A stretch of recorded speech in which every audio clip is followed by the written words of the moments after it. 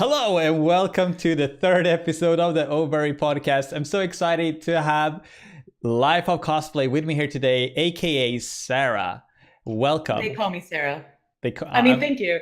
yeah. Wow.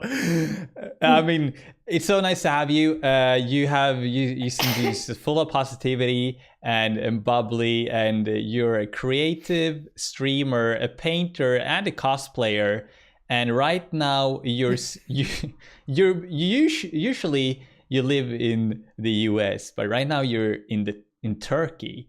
So I want Yeah. to that's something I want to know more about as well. You are 29 years old, the same age as me, and Yeah. you you're staying in Turkey for the summer. You're gonna tell us more about that soon, but you're staying in Turkey for the summer. Are you going back to the US in fall? Well, I can't tell you exactly when I'm going back. That's actually Oh, sensitive information who? because I'm in the military. So I'm Wow. stationed here for about a year, and then they call it operational security or OPSEC. So I can't tell you exactly when I'm leaving, but I am going back stateside to the East Coast, summer, fall-ish. Yeah. So I'm just stationed here for a year in Turkey, unable to leave the base. So I paint. Wow, that's such a great way to spend your time. So, are we compromising your safety by doing this podcast? No, no, Am I no. compromising Otherwise, my own safety by doing this podcast? maybe. Oh, that's what I was afraid of. But you know what? I think it's worth it to have such a cool guest on the show. It's gonna be worth it. Um, I feel like, did I miss something in your presentation? I feel like I did. Maybe. Do you want to add something? I will be 30 in August. So if you want to start planning those birthday presents, I'm gonna hit the big 3-0. That's all. That's all I That's got. that's amazing. You heard it here. You have to go and celebrate and get those. Start buying those gifts. That's awesome. I'd feel really bad if you did. So don't do that. We'll donate Well, you're a little massive older than me, aren't donations. you? I'm turning 30 in 1 month. So Exactly like one. congratulations. We're like 1 month apart. We're basically the same person. Yeah. Same person, different looks. Just a little Yeah, bit yeah. different. Just a little different. I always wish I had like long hair. What's it like to have long hair? No, let's not talk about that. Hot. It is hot. It's hot. How? Yeah, Yeah. Turkey is really hot. Oh my gosh. Okay, so where do we Yes. start with this podcast and like talking about streaming, talking about video games, talking about you as a person? Like you have a whole life behind you and a whole life in front of you. I went to And a whole life of cosplay. a whole life of cosplay.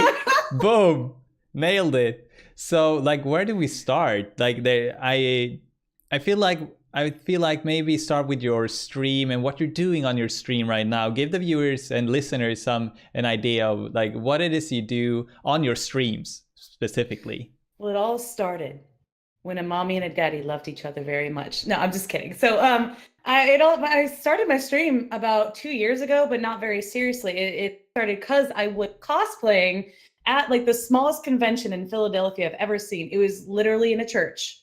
It was really small, and I just stopped by this one booth. They were playing Dr. Mario, and I sat there cosplaying as Anna from Frozen and playing Dr. Mario and like laughing in glee and trash talking everybody, but also staying in character as Anna. And I'm like, oops, did I win? And the guy's like, you're really entertaining when you play this game. You should try Twitch.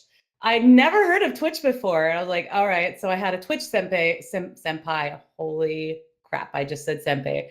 I had a Twitch senpai for a while and he taught me the ropes and I got really frustrated. I'm like, I don't know, I don't get Twitch. Electronics. Eventually got the hang of it though. Wasn't too serious stateside or back in the US just because I don't know, I had a lot of other hobbies and I don't like being frustrated about things, but I got here in Turkey. I'm like, oh, I can't cosplay here. What am I gonna do? So I started painting mostly because the internet connectivity here can't handle gaming that much. Um, so yeah, a lot of the games that I would play stateside I can't do here while Hmm. streaming. So I teach a class here, an art class, and Wow. I'm given like the canvas for free to paint, and then I go Sunday to teach the class and I paint it all over again. So I have a lot of duplicates of the same thing. But while I'm planning my artwork, I do it here on stream, and then so it's my volunteering also coincides with my hobby. Is it children or grown-ups in the So I love painting? kids. I really love kids, but there's no families allowed on this base. Oh. So it's only a lot of other adults. Oh, they have to come into the base for the painting class. No, it's all military members. We're stuck on this base. We can't leave it. Yeah. And Of course. Yeah, so it's a lot of Americans, and I just teach them. It's a lot of dudes here too, actually. It's a lot of guys. You are, yeah. There was like a documentary coming out, like women in service. I don't know if it was on Netflix maybe or something. It's about like I guess a lot of the maybe the darker sides of being a girl or a woman in the military, and like you don't get the same treatment in the military or after the military sometimes, how much like it's valued in the eyes of society. I don't know if that's the right good discussion. Do you want to talk about being a woman in the military, or because this is really interesting? I've never had an issue being a woman. I don't know. I never really had that mentality that I'm a victim of. So if something sucks, that I just move on and I overcome it, if that makes sense. So I've never really noticed being treated differently just for being a woman, but that might be because in my whole life, I've never noticed if I was bullied in high school or school at all. I don't really, I don't know. I just have a forget and forgive attitude. But no, I don't think anyone's ever told me I can't do something because I'm a woman or in the military. I have the same job as everyone else. We get paid the exact same. Promotion rate is the exact same. So I think it's a really good opportunity being here. In the military, not in Turkey. Right. No, that sounds right. It sounds good. And then you're like, to pass time, you paint, and then you do that for the live stream. So those are the same paintings that you bring to the painting workshop or the painting lesson, and then you show the people at the workshop, like you paint it all over again and show them how to do it. And is there like the same people show up? Are they like signed up for this class, or is it like just the people come and go and whoever wants to join joins? Well, with this space, it's you're only here for a year. It's a 1-year tour. So there are a lot of people who come and go, but I see a lot of the same people, mostly because a lot of times the classes are advertised as free. So I'm like, all right, I don't know. I volunteer here as a tutor or as a art instructor. I don't know. Sometimes it costs $15. Sometimes it's free. $15 is ridiculously cheap for like one of these painting classes. Actually, these two paintings in the background, I did when I was a student here. So for the viewers or listeners who can't see the live stream that we have going on right now, can you describe the paintings that you have in the background? Kahuna Matata. It means no worries. That's one of them. One is like this African savannah. So that's when I was going to the class for. And then afterwards I realized, hey, this is very much Lion King. So I drew my own Timon and Pumbaa and Simba in there. And then this is the very first painting I ever painted when I came here, like the first month I got here. And there's this crescent moon. I'm like, I'm going to draw Sailor Moon jumping over this lake because nice. Sailor Moon. So your paintings are like, they're fantasy inspired and video game inspired and animated movie inspired. Is mostly that Google inspired. Google inspired. But so how do you pick a motif? Like what's your process? I go online and I look for those drinking with a twist or painting with a twist or drink and draw or whatever. All those things, and I just look at them and I copy them. And this is the one I copied from online yesterday. Look, I'm a volunteer. I don't get paid for this. So right now, Sarah is holding up a painting. It's got a nice, like night sky, stars twinkling in the sky, and there's like a crimson sunset or a sunrise, and then there are like big, dark, shadowy cactuses in the foreground. And Sarah is touching the painting in a very romantic way. Oh, is that? Oh. No, I mean in trying to be creepy. Oh, creepy way. I mean that works too. I'll take that. Some people think creepy is romantic. I don't know. Hello, happy Valentine's Day. I got you 3 dead rats. Oh, that's romance for me. Okay, so so these are your streams. That's your streams. The painting right now. And before that, you used to do gaming. Did you? But and also do a lot of cosplay during your streams, or? Well, sometimes I still do a cosplay stream, and it's where I mostly get ready for cosplay. So, like I usually wear the outfit already, and then I put the makeup on, which takes forever. Look, anytime I'm streaming, it's gonna take me a lot longer. And my chat, they're in chat right now, and they can tell you, like a painting that should take me an hour will take me 3 hours just because I turn around and I chat, and then I just get so distracted talking, kind of like I am with you. And the same goes for makeup. Like if I plan on doing, for instance, I did my makeup today in like 10, 15 minutes, it would probably take me over an hour to do. That reminds me of when I'm trying to have a chill breakfast stream, eating a like bowl of cereal and fruits and stuff, and I bring it to the stream to have a nice like streaming and relaxing and eating breakfast. It takes me like 1 hour, 2 hours to finish.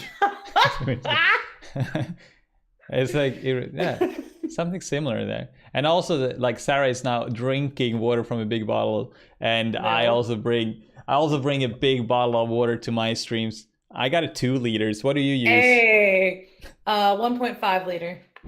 And you drink one of those every stream? Every stream. Stay hydrated, kids. I guess like especially, is it like hot inside as well? Because Turkey is hot in general, right? And oh, I got that air conditioning. Oh yeah. Well, that's good. Good for you. And the military pays for it, so I don't have to like worry about it being too cold all the time. But I don't like to waste things. I turn off all the lights and I turn off the AC.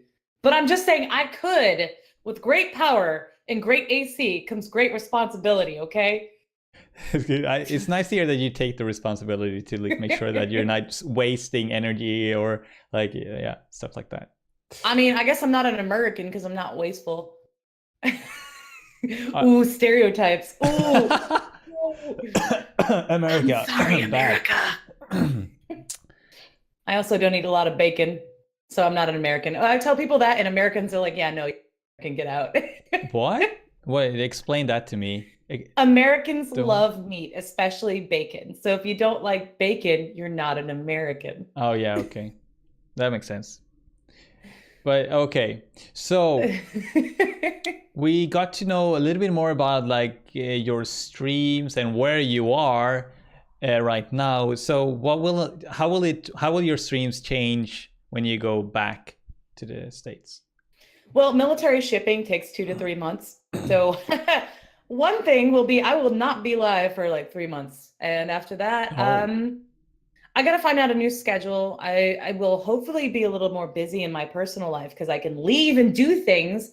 I really like volunteering with kids. So when I do cosplay, a lot of times I go to hospitals and I dress up as either a superhero or a princess, like Wonder Woman and Anna, stuff like that. And I'll go visit sick kids. So that's something I'm really passionate about. Also youth ministry. I love teaching and I love kids. Wow. Those are like my 2 biggest passions. So if I could combine that with cosplay, it's a great day. But I really do like the stream theme, and I will get a schedule when I get back and be more regular than I was when I was in the States. Will you consider, or do you already consider streaming as your job? If it was a job, I would be paid such minimum wage. If you think about it though, being a streamer is like, unless you put in the time and your goal is to be a full-time streamer and you put all of your free time into streaming, it's not going to pay out dividends, just because the amount of donations you get based off the amount of time you put in is just not comparable at all. Like if I put in like, oh, okay, I got maybe $20 worth of bits or donations, which is pretty high for me. For a stream. Well, I streamed 5 hours. That is way below minimum wage in America. So yeah, that's not worth it for me. It's also a lot of work and energy. I mean, it's fun, but it is a lot of energy. So then you're done and you're like, okay, I'm ready to pass out now. So you don't consider it a job, but you're talking about making or doing regular like streams when you get back, so it's still like a thing that you feel is worthwhile, even if you don't, even if it's not financially. So why is it worthwhile to you? I mean, well, why does anybody go and watch NASCAR or go fix old cars? It's just like a hobby, like it else. The way I fill my free time. So yeah, it's a really fun way to connect to people as well. And I don't think people understand that when like, wait, you go on Twitch, why? Well, one, it's a hobby and it's really fun. And two, you get to talk to people from all over the place. And being a streamer and being your own streamer, you talk differently than you get to talk anywhere else. You own the stage. Like I'm talking to you, right? We're having a back and forth conversation. But when I'm on my own stream, I can say what I want, when I want, constant stream of conversation. And it's a side of me that a lot of people don't see in normal life, just because like you have to have a back and forth conversation. But like mine goes anywhere I want it to go. So I'll show my coworkers a clip of my stream and they're actually laughing. And usually my coworkers don't find me funny. Like I just pun it up all the time, but they find me funny when I'm by myself, acting like an idiot, throwing paint on my face like you advertised in that photo earlier. Thank you for that. Sorry. It's okay. So you feel like you get this like this opportunity to be you, like a safe zone, or like not a safe zone, but it's maybe not the right word, but you feel like this is a place where you can just, be you, have fun and connecting with people and just, go crazy sometimes, not all the time. All the time. Sometimes. All the time. All the time. And that's like why you want to keep doing it. It's a hobby, it's fun, and that makes it worthwhile. It's what I'm trying. Yeah, no, I totally agree on that. It is to fun. Summarize and control your environment. Deeper. I would say cosplay and streaming is different for everybody. Just like streaming and cosplay, I think some streamers stream to escape. Some streamers do it to control their environment. Others just to get to talk to people because they're lonely. Me, I am myself. I am still me everywhere I go, unapologetically me. I'm just a different version of me. Like, you hang out with your friends and you act a certain way. You hang out with your family. You're still you, but you interact with them differently. Like I'm still me on stream. For me, it's not really escapism. I love my life and I love who and where I am. And I don't know, the older I get, the more excited I get, because the older I get, the more I like me and I learn more things, and it's exciting. And the less you care about others' opinions. I'm gonna be like 90 years old, like ripping farts in public, not caring about anything. Yeah, the less you care, exactly. Yeah. Never again in my own room, because it's terrible when you're streaming and you're stuck here with the smell.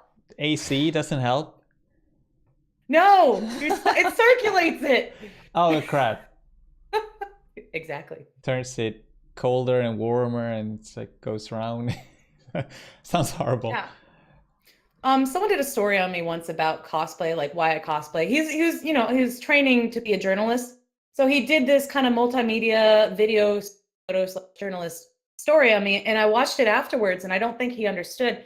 He went the angle of, who am I? I don't know who I am, and I'm all hiding behind my makeup and my cosplay. It's like, bro, you don't get it. Like, I get it. That's an easy out. Same with streaming. Like, it's a way to hide yourself, to be somebody else for a moment. But for me, I'm always me.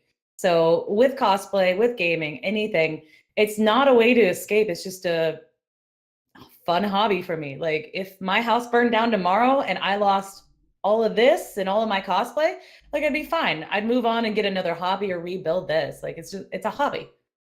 It's fun. Cool. Yeah, and I was visiting your stream and I noticed you having a lot of fun and genuinely being into it and just having a good time. And you could tell also by the way that how you interacted with your viewers, how you stayed really connected, and how you always were like making jokes and keeping the conversation going with your viewers. And they developed this kind of jargon. Do you call it? Was that what you call it? Jargon, yeah. Jargon, yeah, to get like with certain like different viewers of yours, and you keep it up and like making jokes back and forth, and also like yeah, you could tell like you actually love doing this, and that's great. I think that's like a great sign of just a healthy stream in comparison to maybe someone who is I don't know, who is not having fun, maybe who is having the worst time of their life streaming, and and that's not happening in your stream. That's good. That's a good thing. And I think what people don't realize is like you gotta kind of be an extrovert. If you're an introvert and you're a streamer, that's fine. I know introverts can turn on the extrovert when it's required. So if you are an introvert, you might want to turn on that like happy-go-lucky. For me, it comes naturally. Yeah, it's work, but my streamers are a little bit of, they're happy trolls. They're nice trolls. Like we don't really talk negatively in the stream. So the great thing about being a streamer is you control your environment. Like you set the standard for the way you want your stream to go. If you're negative all the time, if you're saying bad things about people and about yourself and you're cursing and all that, you're going to attract certain people. Other people are going to leave. They're going to see that and they're going to go. So you control your environment. This is your stream. You block people, they don't come back. You move on with it. So that's I think a really important thing that some people have seen, like, oh, I'm getting all these bad things on my stream. Well, what have you done? Right. How are you advertising yourself? How are you interacting on your stream? It's very interesting because trolls are a topic that comes up not very often, like infrequently, and people are expressing their like negative thoughts about it and about trolls and being in despair because of trolls. But it's interesting to hear like how you say that it's the streamer's responsibility as well to create that atmosphere or that culture that you want for your stream. So like how do you do that? How do you promote? I mean, obviously I already mentioned, we already talked about like just the positivity, how you interact with people, but do you do other things as well? Like you got mods in your stream as well? So do you talk to your mods? You got 2 mods. So do you talk to your mods about what kind of a stream you want, or is it just self-evident? No, my first mod ended up being like, hey, I can mod for you. So I just added him, not knowing the severity of like having a mod. And he was really, really helpful. I just got a new mod as well. He's been on my chat for forever and almost modding anyway. So I'm like, okay, Knight Rider will be my new mod. I just kind of casually made him one in the middle of the stream. I didn't tell him about it. Didn't tell him about it. Oops, sorry. But having a positive stream, it's almost like a leadership tool, like a leadership skill. So anytime you're in a workplace, the leadership dictates how everyone else interacts. If you have somebody who's always negative and mean to people and demanding, that's going to trickle down. Your people, since I'm in the Air Force, it's something we learn. Like your airmen will act the way that you set the standard for. So when I came in, this is my first place I had a leadership position. I was very positive. I always care about my airmen. I make time for them, and they know that. So they know I care. And like every now and then they'll do something that I'm like, but for the most part, yeah, your people reflect the leadership. So I kind of see that here in Twitch. Like your viewers will reflect who you are. I mean, I guess it's because they choose your stream too. And you set the standard. You're like, hey, that's not cool. I understand that it's a joke, but we don't really joke that way. And if the person's cool with it, they'll be like, hey, I'm sorry, I won't do that. Like, that's cool. Yeah. I once streamed in IRL, or in real life, which is full of trolls. And I did get a few trolls coming in, and I treated them nicely. And then they warmed up and they stopped trolling and they hung out. And there are so many stories online of trolls becoming real viewers. You just got to treat them nicely and like realize they're just trying to get a rise out of you. As long as it's not mean-spirited, they're pretty nice people. Wow, I feel like I'm learning so much just talking with you about streaming and like how being you are the leader as a streamer. You are the leader, whether you like, and you can take on that responsibility or take on that. Oh no, you got water in the wrong like Nope. in your air. Yep. No, maybe. I just saw that happen. Nope. Are you okay? No evidence. There's no clips of it online. Doesn't exist. No, of course not. No one who would clip this and save it forever. I have a lot of clippers in my stream. That's fun. Clip yeah, away. they're here right now. If you're here and watching the live stream, clip away. But yeah, so you're a natural extrovert and a leader. Well, I think leadership is kind of something that you're taught and you witness. It's a whole nature versus nurture type of thing. I think anyone has the capability of doing it. It depends on if they're brought up and encouraged a certain way. I mean, look, you say you're learning stuff from my stream, but I think your stream is pretty good on point as well. Like I came into your stream yesterday and you were interacting. Yeah, you played Fortnite and then you immediately stopped and started talking to us. That's the same thing I do with my paintings. I'm like, oh, you guys are chatting. This is awesome. I want to talk to you. So the chat really, for me, dictates like how much fun I have. I mean, there's some people who game for a long time. They're focused on gaming. They're very good at gaming. And so I watch them just for the gaming. Yeah. But there's people like you and me and we're not bad gamers. No. No, I mean, you focus more on the conversation. You, me, Bash, a lot of people out there. You talk more to the streamers, and this is a totally different stream on Twitch. And I like that a lot more. I like IRL and creative streams a lot for that reason. Yeah, I have to go that way. I'm not a skilled player. No, but honestly, yeah, I just enjoy it so much more, like having a fun time with the viewers and the chat than just trying hard in a game for a while. When I could have spent that time like making up a joke together with a viewer, or like it's like doing something funny, or like talk about something, answer a comment. Friendship, yeah. And that's one of the things that I want to do, like make friends. And so it's in line with my values totally too. Like, but the one thing I feel a little bit bad about is like I just left the guy I was playing with. Like I just abandoned that guy. I forgot you did. Oh my gosh. And I talked to him afterwards and said like, hey, I'm sorry, I just left you hanging there, like in the middle of a game. And just because I got you just stood in a house and then talked to people for 5 minutes and you just died. I saw that. We witnessed it, but we had a good time. Yes. So it was still worth it. Wow. Okay. Cosplay, like, okay, so wow. We know, like, for how long have you been painting, and where did painting start for you? Painting started in September. No way. This is my first painting. Yeah. What? So I've been painting for almost a year. Yeah. Like, I'm just, wow. Okay. Yeah. Do you hate me now? Yeah, I hate you now because you're so good already. And the paintings look so magical, and like I'm really drawn to it. Yeah.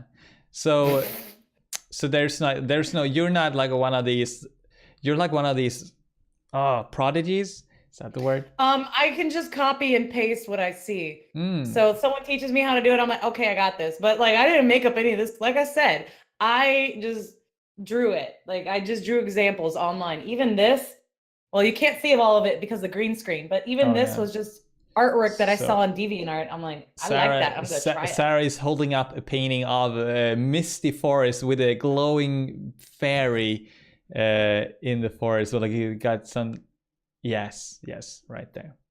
And the one I'm working all at of the now, paintings are magical. They're saturated, nice colors, and like you get the night sky with the blues and like the crimson skies when the sun rises. And then we have this painting. So it's not done yet. Obviously, I need to paint the hair because it's not the original color. So this is a self-portrait. Yep. And what are you wearing in this painting? This is my rogue cosplay, and I'm like, let's do something realistic. Do you know how long it took me to shade my freaking costume? A lot of my chat was here. That's here right now. It took me like hours and hours, especially because I was distracted. So one day, when my chat was down, like my PC was down, I actually just sat down and accomplished so much more than I did on stream. It's so bad. But so bad. it's not a it's a, like what we talked about. We don't stream. We're not this skilled painter. No, but you are skilled painter too, but you just don't get anything done because you're even more social when you're streaming. It's more important to me to talk to people. Yeah. Otherwise, I wouldn't be on Twitch. I'd just paint all by myself. So you're telling me that you picked up brushes and stuff just last year, September, like 10 months ago, 9 months ago. Well, I didn't buy them. You said picked up or bought? Yeah, picked up, but like it started painting, like yeah. Yeah. Okay. Well, that should be a big like encouragement for everyone who's listening or watching that. Like, well, like anyone can pick it up and like create stuff. You don't have to like, or is there like something? No. Okay.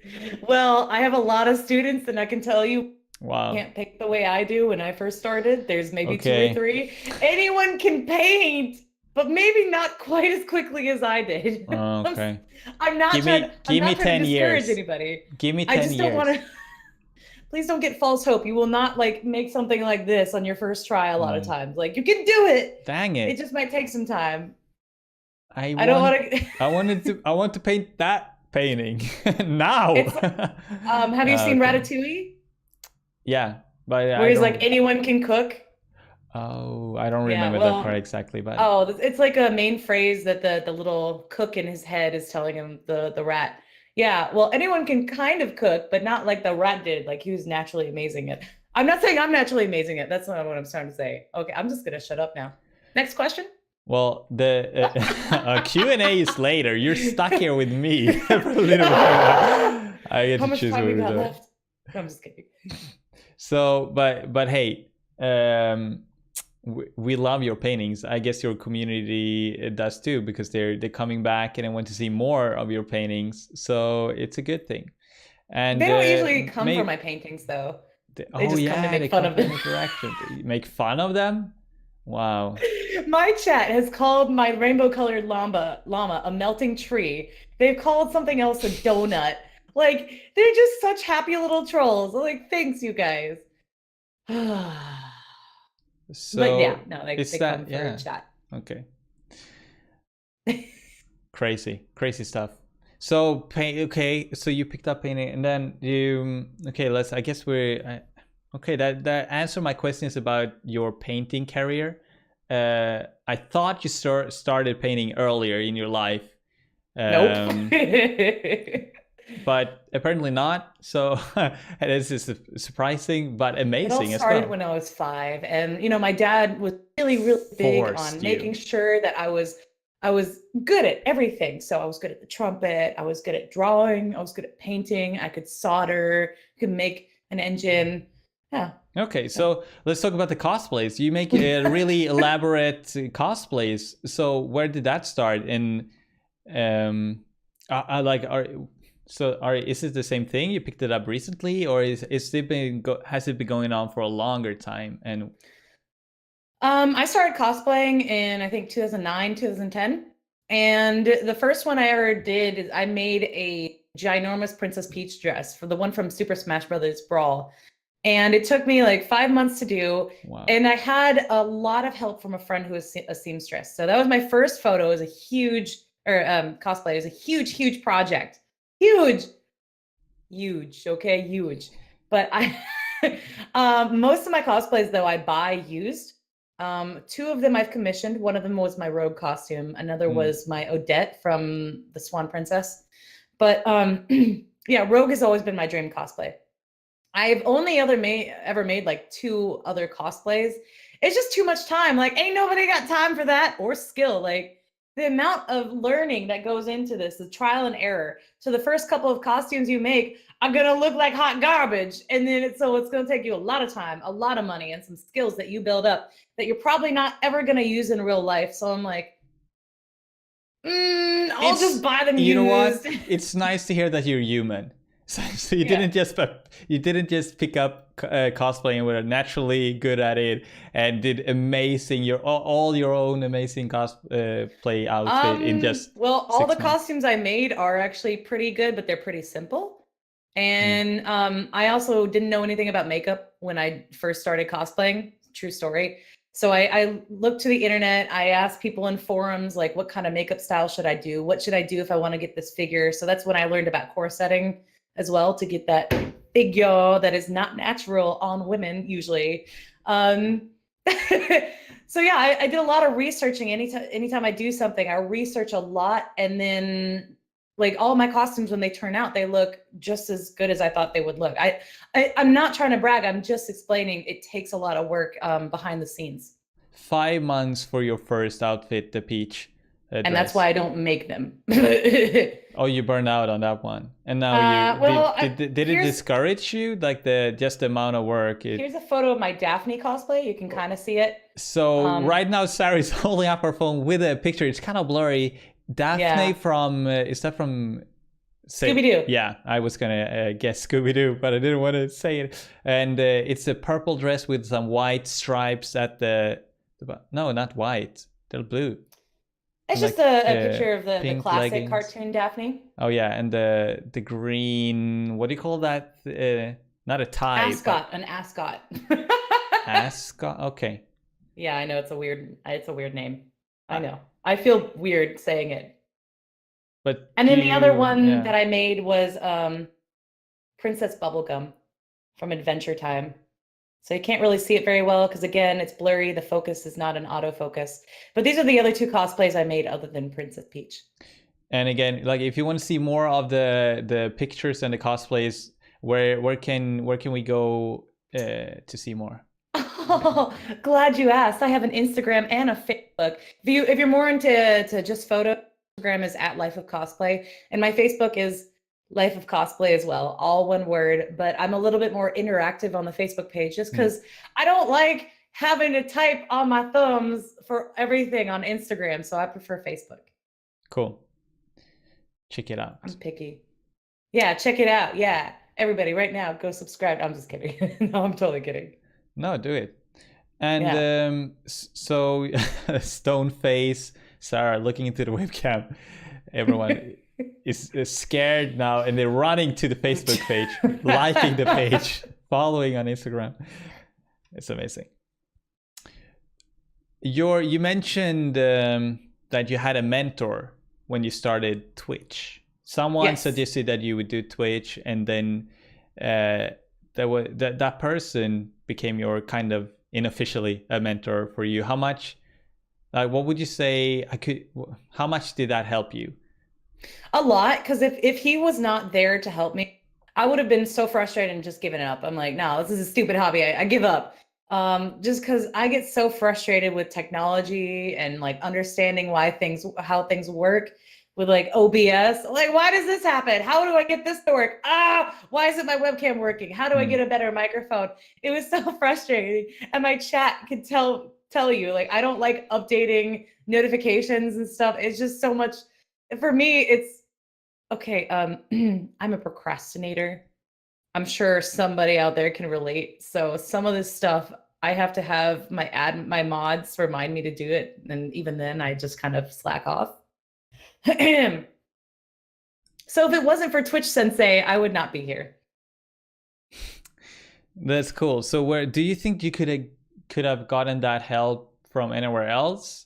Or because there are a lot of people starting out and like they want to stream, and they want to learn how to do it, but they might run into similar problems or obstacles like you had. But do you think there are like resources for online, or is it where can they turn? Or quick caveat: if it wasn't for him helping me so much and like being willing to help me all the time, I would not be here. I know I already said that, but he was the one who actually encouraged me to do it. Yeah. But if you want to go on your own, you have your own self-motivation, you know a little bit about Twitch. Yeah, there's so many forums. There's Facebook pages. The great thing about human beings is if you ask them for help, people want to impart their knowledge. It's this interesting psychology is people like giving you their knowledge because, you know, they feel knowledgeable. They're like, oh, look, I'm full of all this smartness. Let me help you out. I mean, some people go, ha ha, you don't know anything. But for the most part, people do want to help you. So if you feel like, oh, I don't want to bother other people. No, that is not true. No. We like helping others. You're helping them, making them feel smart. Yeah, So you are helping them make them feel good about themselves. exactly. So ask for help. Ask for help, guys. If you have any problems, ask Sarah for help. Ask me for help. We'll help you out. We'll do it. That's because we want to feel smarter. I'm like fishing for more questions because I really want to feel smarter. As the famous basketball player once said, "Stop it. Get some help." Exactly. I struggle with that myself. Like I have troubles or like problems sometimes, and I'm hesitating to ask because I don't know. Because I want to be able to do it myself, or I think I should be able to do it myself, or I don't want to bother someone else. So that's a real thing. When did you start streaming? Are you gonna make this about me now? Oh no, I'm just curious. When did you start streaming and why? I started streaming this year in January on a regular basis. What? You were doing so good. I was dabbling and trying it out 2 years ago for the first time. I like just like a couple of times, and then I just didn't do it at all until just this winter, where I started doing it occasionally, and now I'm on a beginning of this year I started streaming regularly. And I mean, I can tell you have like what a little bit over 400. No, you have a little bit more than me in the 400 viewers zone. But the thing is, followers. I've been streaming. Viewers, no, followers, we're not there yet. Followers. But the thing about that is you have a more regular stream than I do. And like I said, anything I do a lot of research. There's a lot of YouTube videos out there that explain like the best tips for streamers. And consistently, all of the top streamers who have videos say, have a schedule. That is the most important thing, is to have a regular schedule. I only stream twice a week for just a few hours and a regular time. So I grow a lot slower. You, on the other hand, grew a lot faster. Just January. I started in like October, November. And you have about the same amount of followers as I do now. You stream a lot more frequently than I do. So that is a really big key in growing, staying frequent and having a schedule that you stick to. Hopefully, yeah. I hear that all the time. I also been researching like when I was starting streaming, and like just looking for tips and how-tos and guides, like what should I like concern myself with when it comes to streaming. And a lot of people say streaming consistently, like clean up your bedroom. If you have a webcam. Have you seen Ninja's bedroom? I watch Ninja on a but he cluttered. He doesn't have to care about his bedroom anymore, because that's irrelevant to him. If he was starting out and he was mediocre at gaming, he should clean his bedroom, but now he doesn't have to. That's interesting, because for me, I'm more, I believe more in the content. So content is more important as a broadcaster. So I'm a broadcast storyteller. I shoot videos. I'm a radio DJ. I've done the news desk, all that.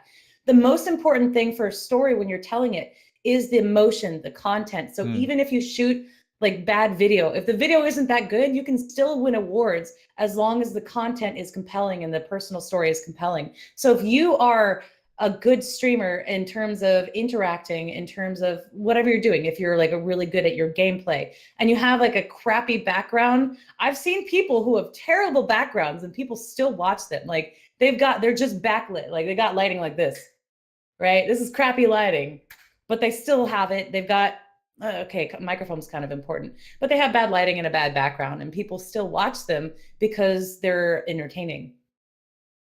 Does that make sense? I agree with you. I wasn't saying it as it's just one of the things that I heard on YouTube videos. Yeah. So I agree more with you than like I don't think it's tipping what not like I don't know what to call it, like the thing that will make or break your stream. But it's just a little addition.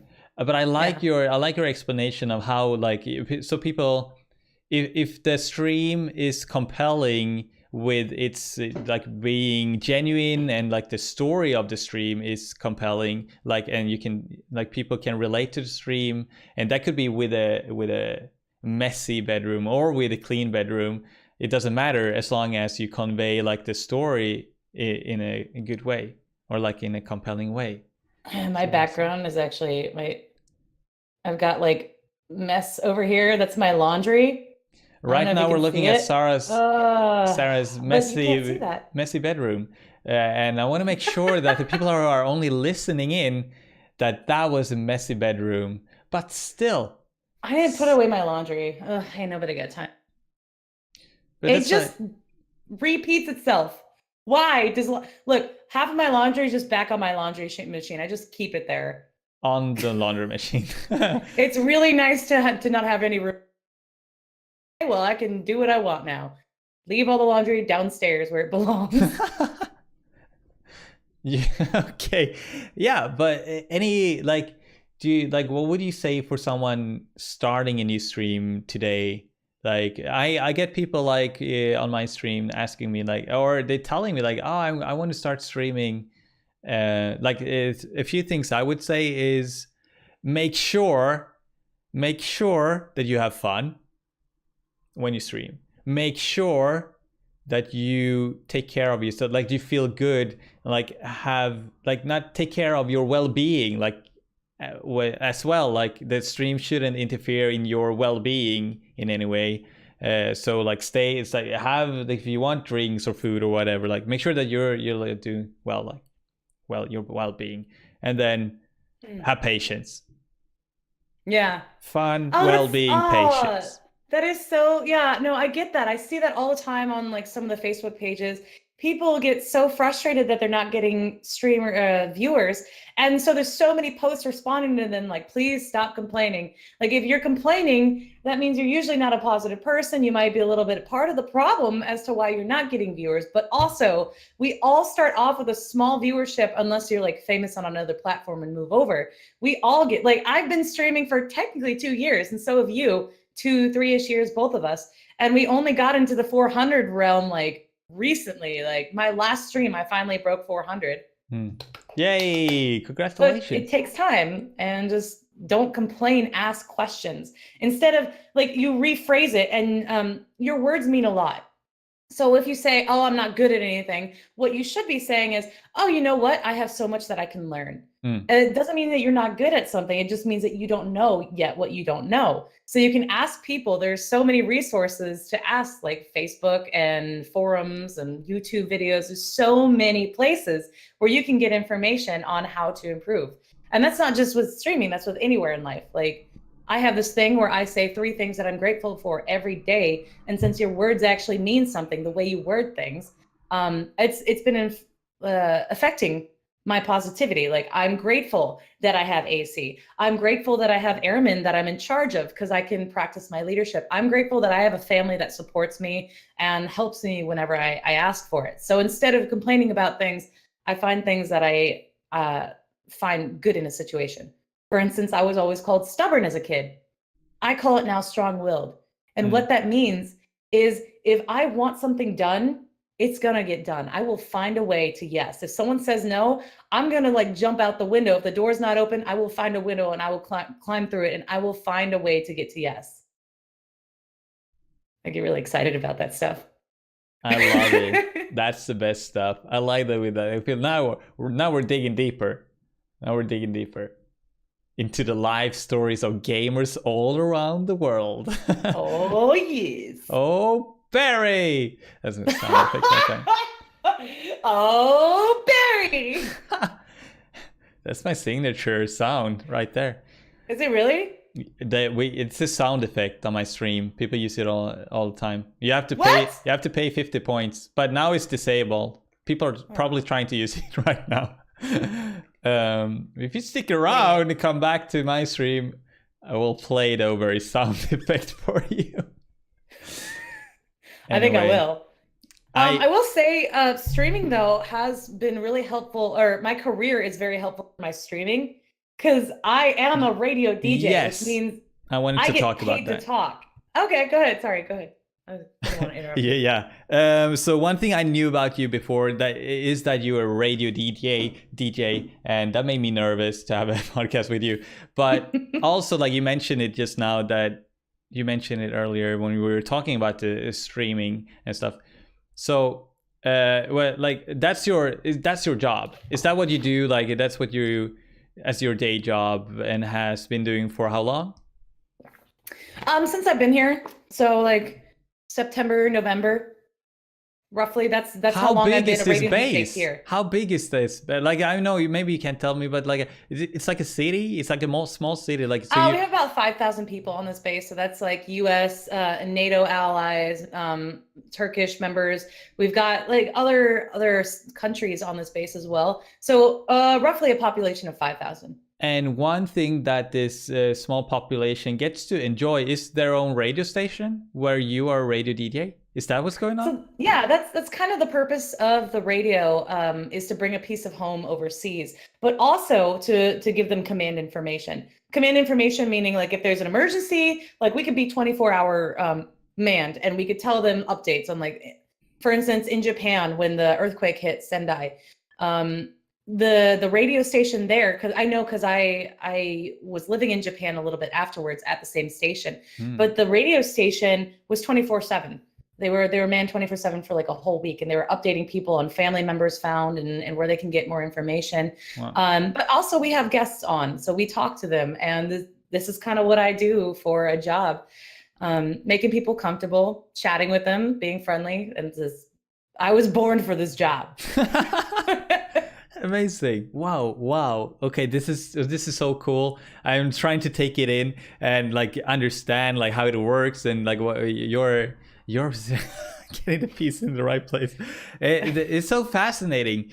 And like you are like, but you're not well, this okay, first of all, this radio station you broadcast so people at home in the back home in Turkey.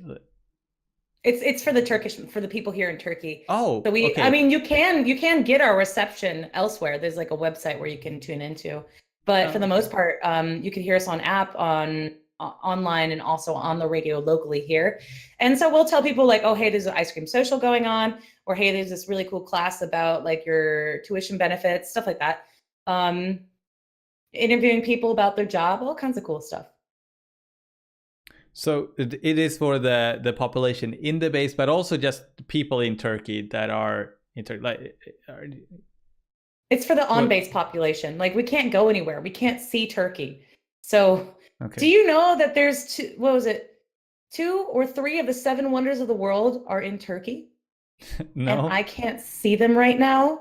Can you like? Oh my gosh. Will you be able to before you leave? No, we can't leave the base. No, but I mean, like maybe like when you were like exiting or like finishing up, like if I want to get kicked out of the military, sure, I would not be able to get back on base. So they take but I mean, like after you served your time, it's like a jail. It is like a jail. Wow. So how is it? How does it live there? Can you talk? It's just a very small community, so it's like we can't go anywhere. So you make the most of it. That's why I do. Otherwise, I would be volunteering with kids, and that's one of my hobbies is exploring. I love to adventure. I love to go everywhere. When Pokemon Go came out, I was walking everywhere. Yeah. Everywhere inside the military base. There's no Pokemon on this base. Yeah. So I've been without Pokemon Go for a year. I'm really excited to get back and play Pokemon Go. Yes. I don't care. If you're chatting right now, chat, if you are saying that Pokemon Go is not a game, you're uninvited to my birthday party, okay? Let's talk about Pokemon Go. I feel like this is a hot topic. Is Pokemon Go dying or is it doing well as a game? I don't know because I've been away from it for a year, but it's probably dying. Like the huge rage was so cool. I was in the middle of DC when it first came out. So I was in Crystal City, which is like millennial heaven. So everyone's walking their dogs and they're playing Pokemon Go. Everyone on their phone, you could tell they're playing Pokemon Go. I passed someone on a crosswalk, like it was a red light. I was passing him. I'm like, oh, hey, you're heading for that gym? I just took over it with like this super high level. And he's like, oh, well then. And he just walked away. I love it. Sarah uses intimidation. It's super effective. I love it. Pokemon Go was revolutionary. Yeah, Like revolutionizing. gaming because it took gamers from a couch or like a desk where you play at your computer, and he brought them out into the sun and the fresh air. I lost half an inch off my waist playing Pokemon Go. There you go. And I caught a whole lot of Lapras and some legendaries. Oh, I can't wait for Gen 3. I think Generation States. Gotta catch 'em all. Exciting. I was excited. I'm not excited anymore. I don't care about Pokemon Go anymore. Oh. Sorry, but if you watched you right, mentioned that you saw my YouTube videos. I don't know if you did. I told you to look at my YouTube videos, my Pokemon Go videos, because you can tell that I was extremely into Pokemon Go when it launched, and I made YouTube videos of me recording myself running around and riding my bike just like Ash. Totally into Ash, like wearing a Ash. No, wait, that's Tetris. That was something else. Yeah, but it could have been. It was something similar to the Game Boy cycling. I don't know, maybe not. Let's pretend that didn't happen. Okay, but I was so into it. It was so much fun. I made new friends, just meeting players outside. Just started talking because you could, as you said, you can tell when someone is playing Pokemon Go. I love the concept. I love it. It's taking like gaming into like this new realm. Oh, it's called reality. Oh, okay. That realm. Virtual reality? Yeah, augmented reality. Augmented reality, yeah. Except I turned that feature off, like the camera definitely. Feature. It affected my Pokemon catching, okay? Exactly. Nothing gets in between me and my Pokemons, okay? Okay? Exactly. To be effective.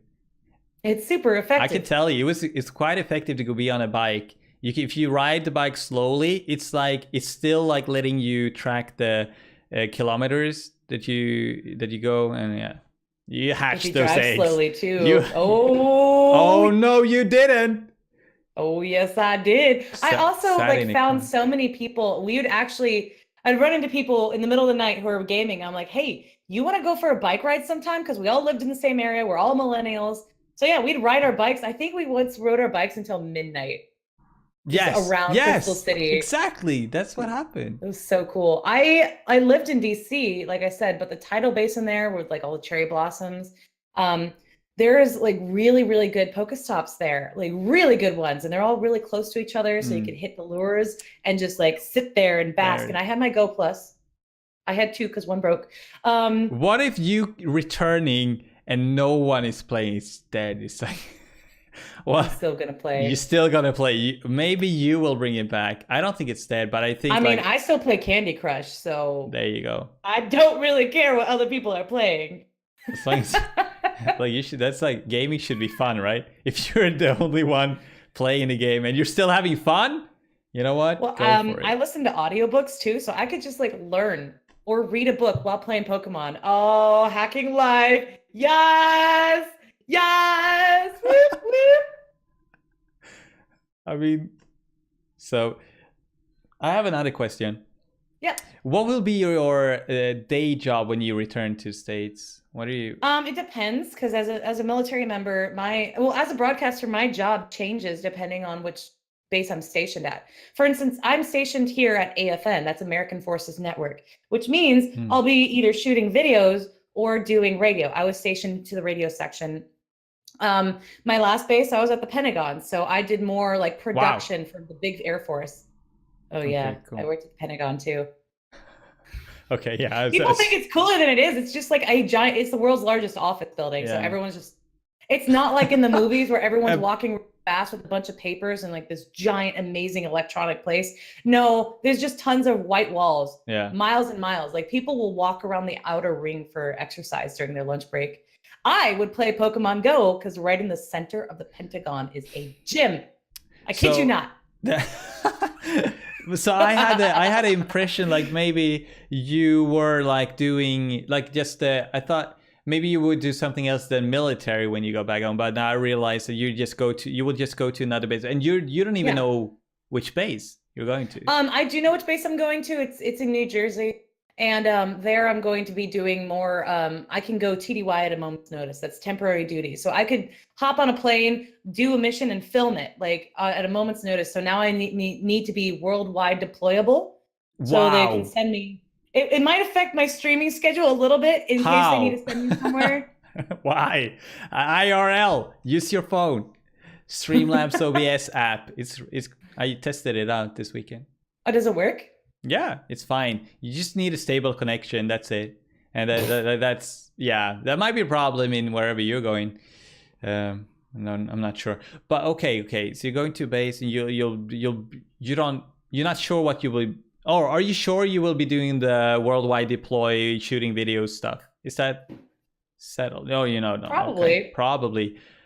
Wow, you got all these cool jobs at the military. You don't have to like do the you get to do the creative stuff, not like harming people. I know that's so like simplified. do you know the Myers-Briggs personality test? Yeah, Heard of that? Myers. Yeah, yes, I heard about it. So my personality type says that the best job for me is like broadcaster. Oh. Like that's one of the top jobs recommended, and also teacher. The worst job for me, they say to avoid at all its cost, is a military member. So it kind of evens out. Yeah, because the military is a lot more structured, and like certain types of personalities are good for that environment. I'm more creative, free spirit, but like luckily I got an artistic job in the military. But I mean, I would have adapted either way. I'm still 100% me, even when I'm in uniform. So I'm a little ridiculous, but somehow I get away with it. I think it's good. And I get like nominated for awards and stuff, so I guess I'm doing something okay, but who knows? Wait, what? And nominated for awards? Yeah, like so my products, or like I win like NCO, non-commissioned officer of the quarter. My airmen, the people I'm in charge of, they put me up for an award too that I won, which is that is the coolest thing for people underneath to put you up for an award. Usually it's your supervisor puts you up, but Nice. no, like my people were like, she's cool, give her something. So I feel like you're in the perfect place. You're in the place where you shouldn't be, and you're doing like you're making a big impact being you. Yeah, I mean, it's good. It might not be the best position. So fun, and like whatever. I joined the military so I could learn how to adult, so I could travel all over the place, and I'm doing all the things. So also secure jobs, kind of nice.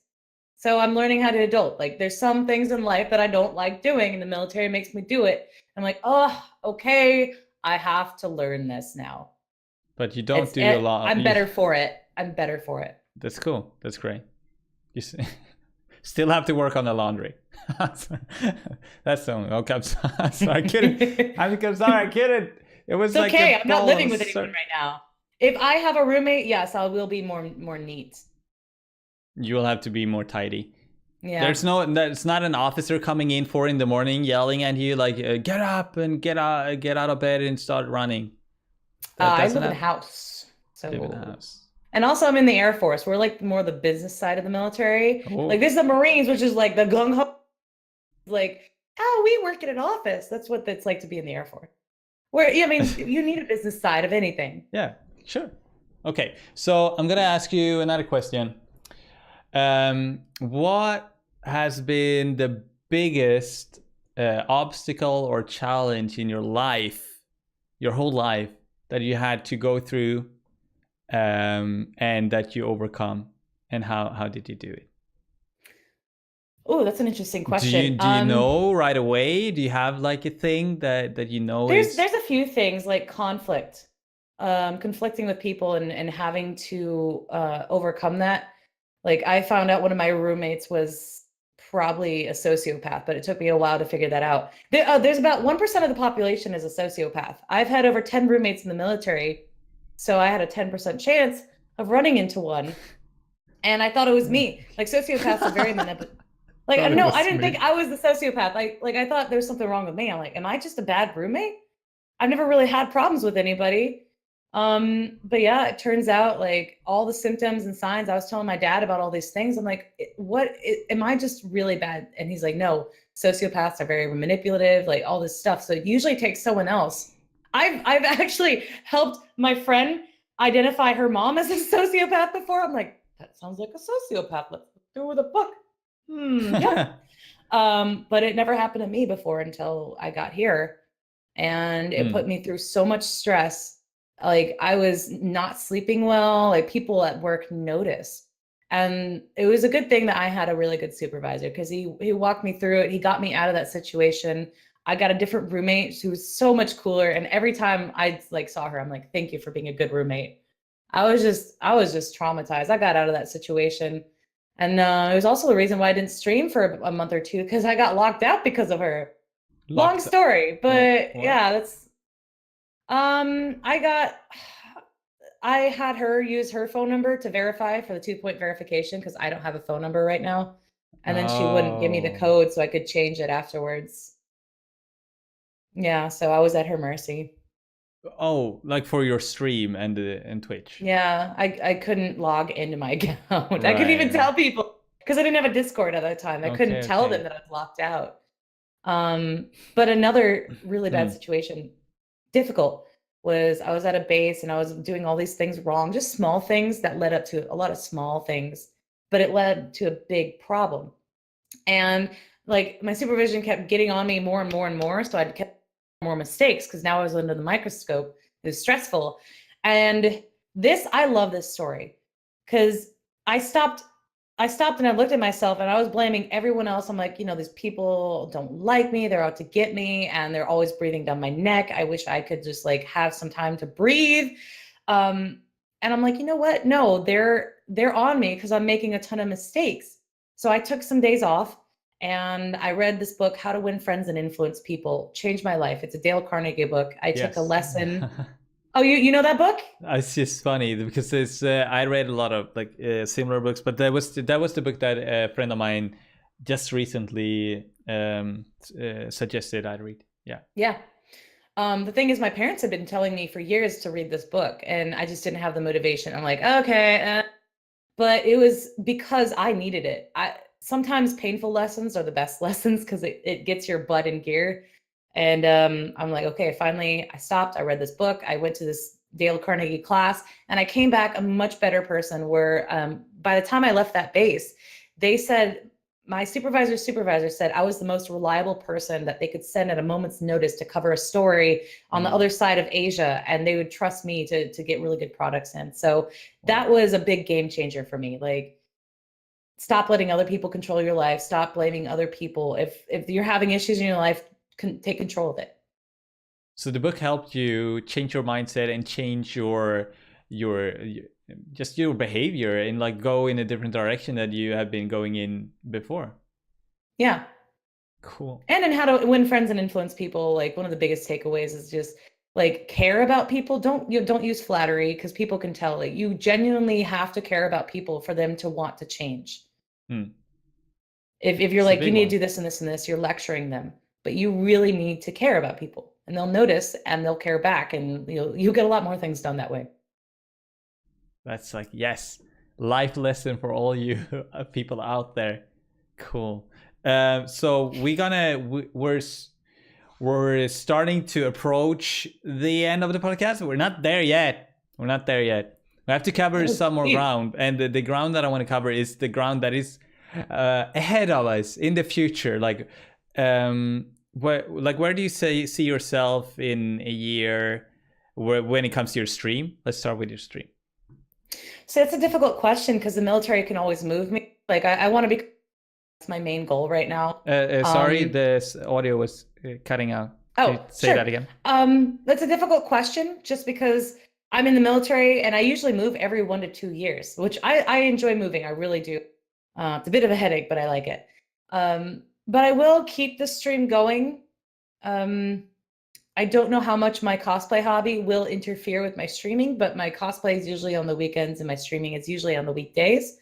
I plan to keep doing it. I just don't know like what are the things I'll be doing in the States, like if I'll get part of another group or something. Okay.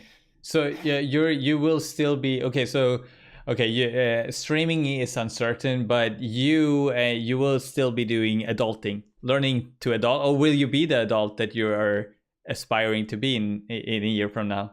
You were saying that Yeah. you're like learning how to adult. Like that's why you're in the military? Yeah. I mean, well, I was kind of immature. I was a late bloomer, so I was not very mature even at like I was in college my second year in college, And I missed a flight home just because I forgot about it. Like I was not a very responsible person. That's why I joined. And now I'm on time. I'm not naturally a timely person. I forget things all the time, but it just means I have to try twice as hard or 2, 3, 4 times harder than other people to stay organized and to stay on time. Doesn't mean I can't do it. And I have tricked people into thinking that I am an organized person. Do you know how amazing that is? They're like, oh yeah, Sergeant Brice, she's so amazing. Yeah.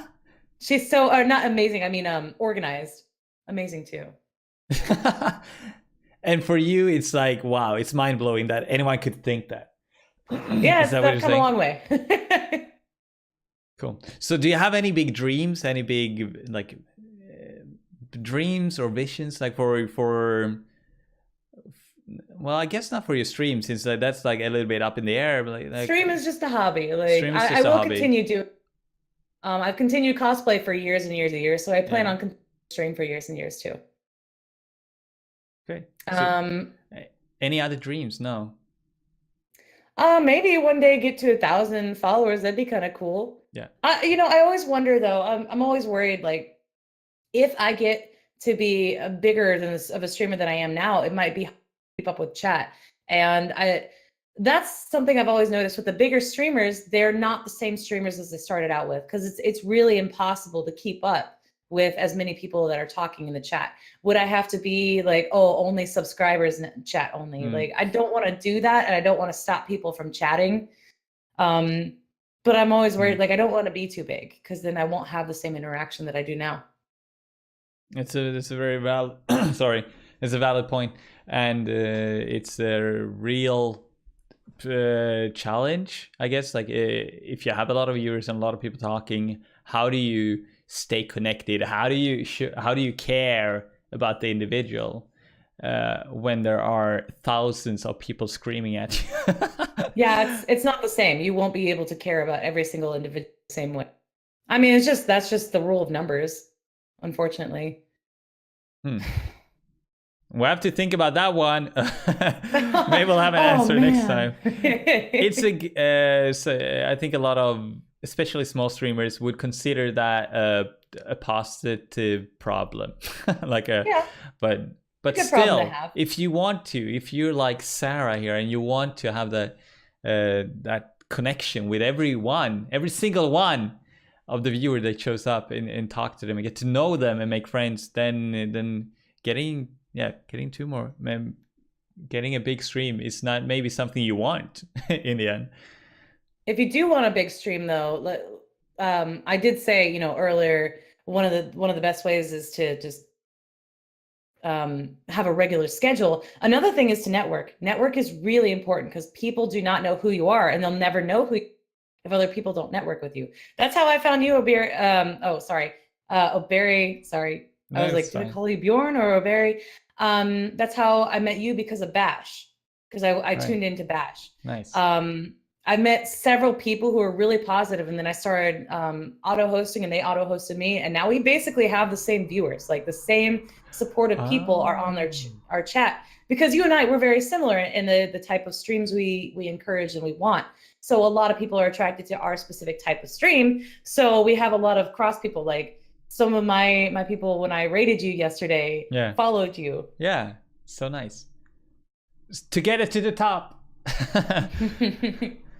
It's networking, which is another way of saying making friends, I guess. Getting to know you. Is there is there anything that we should talk about more?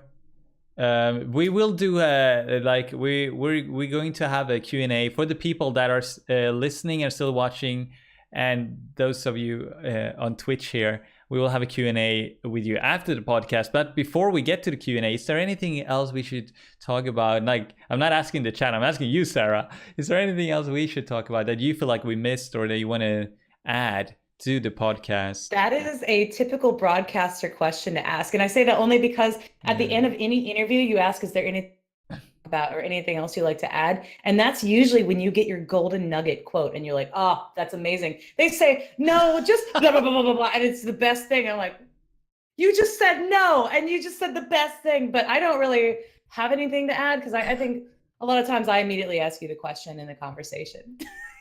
But that is a good tip. If you are a broadcaster and you're interviewing somebody, is there anything else you'd like to add? It's a good question. Good job with that. Yay! Oh yeah, that's for me. Okay, yeah, I just realized. Yeah, that's for you. I'm the broadcaster. You are the broadcaster. I am the broadcaster, the streamer, the dreamer. I am the broadcaster as well. We are the streamers. We have been enjoying the butt out of this podcast and the stream. That's not the way to phrase that. Enjoying the butt out of something. So does that mean there's no butt left to enjoy because you enjoyed it out of it? Anyways, I'm just going to shut up now. Well, go ahead. We've been enjoying the stream. Sorry. We've been enjoying the stream. It's been so much fun to have you. I hope I can have you back, like in the next military base. Have you back here. I'll be in uniform. No, I'm just kidding. Yeah. I look so different in uniform. Like you'll be in like Africa somewhere in the military base. We'll have you on the OBearry podcast back again. It's gonna be lovely. So okay. Thank you for coming on the OBearry podcast and like sharing you and what you do and what you love to do, and being a little bit creepy sometimes. Like Sarah is doing faces now. For those of you who can't see this. And I'm trying to be serious, but I can't. And thank you to all of you who's been listening to this episode and watching. We will be right with you in the chat. And take care, everyone. We love you. Bye. Bye.